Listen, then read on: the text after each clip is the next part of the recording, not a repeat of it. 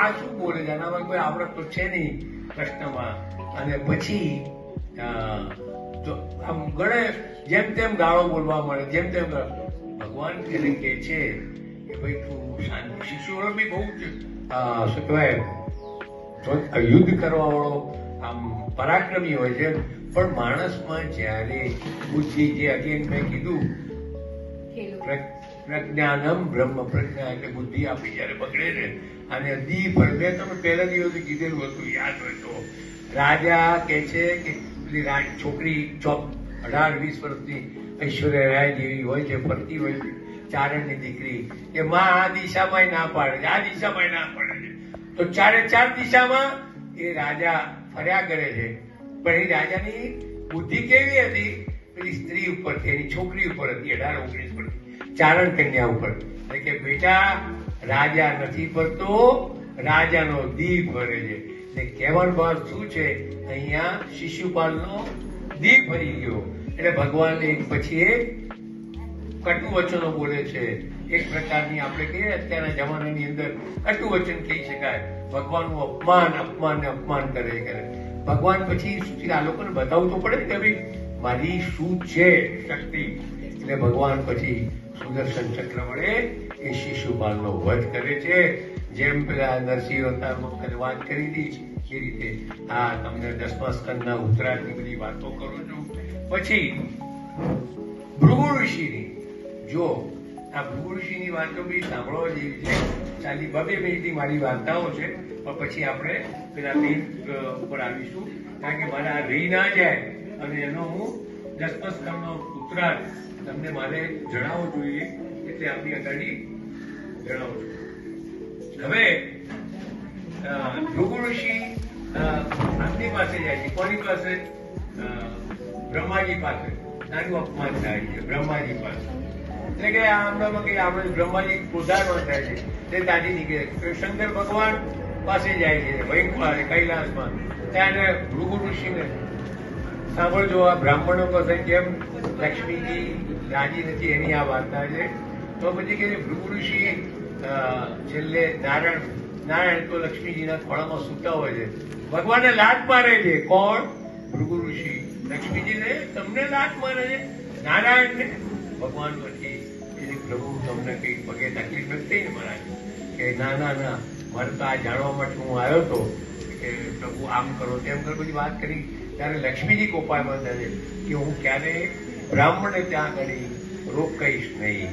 એ ત્યારથી આ ભૃગુ ઋષિનો શ્રાપ. પણ ભૃગુ ઋષિ પોતે અંદરથી પોતે એકદમ નિર્દોષ હોય છે.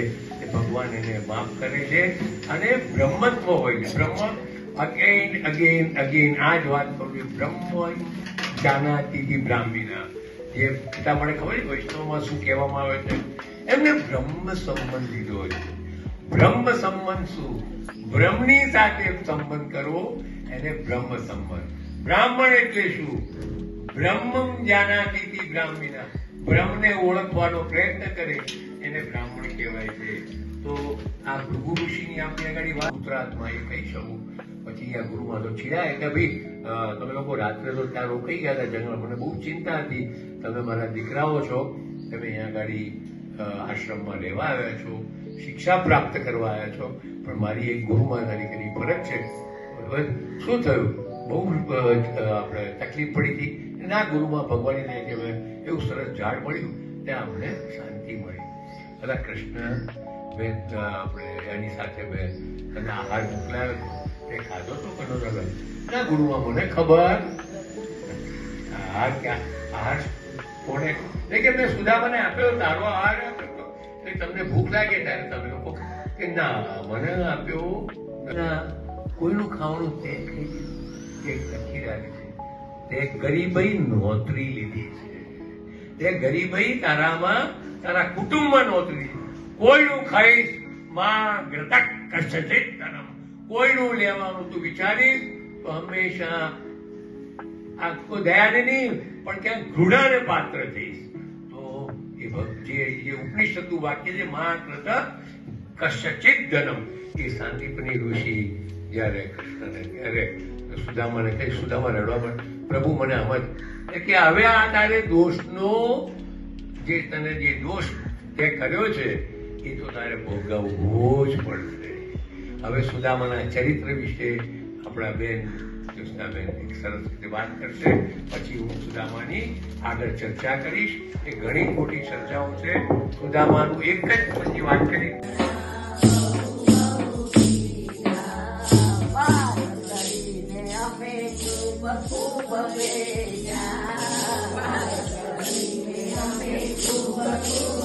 અને આ વાત સાચી છે કે જયારે અમને ખબર પડી કે મંદિર બંધ થયું છે, આપણે તમે બધા તો એ વખતે હતા નહીં, પણ જે છે એને બધાને ખબર છે કે બધા ટૂસકે લડતા હતા, કારણ કે અમે મિત્રતા હતી અમારી એક જાતની. એટલે ભરતભાઈ માટે તાળીઓ પાડો કે એમને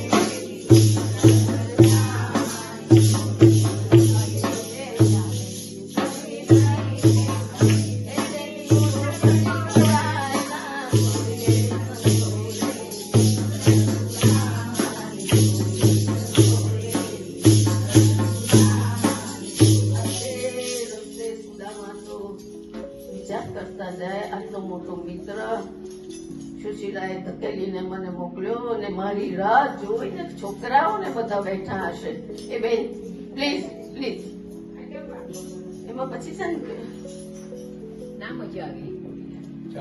સુધા આખે રસ્તે વિચાર કરે છે કે અરે આ કેવું આવડો મોટો મિત્ર મને કશું મારા હાથ પગ દબાયા, બધી સેવા કરી, એની રાણીઓએ પણ કરી, પણ હું તો અંતે ખાલી આજે જઉં છું. રસ્તામાં વિચાર કરતા કરતા સુદામાનો ઘરનો રસ્તો આવી ગયો. ક્યાં તો એ જઈને એની ઝૂંપડી શોધે છે કે ક્યાં હશે મારા બાળકોને બધા. તો એને શું જોયું? ઝૂંપડી સાથે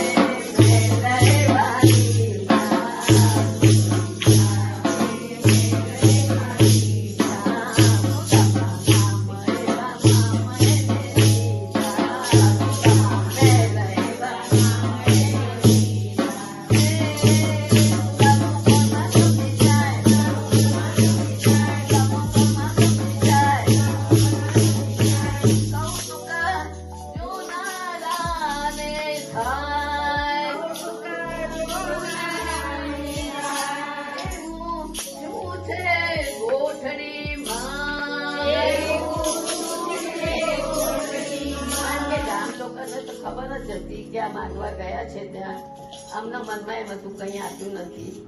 એટલે એ લોકોને સમજ પડી જાય છે. સુદામો વિનવે મીઠા પહાડ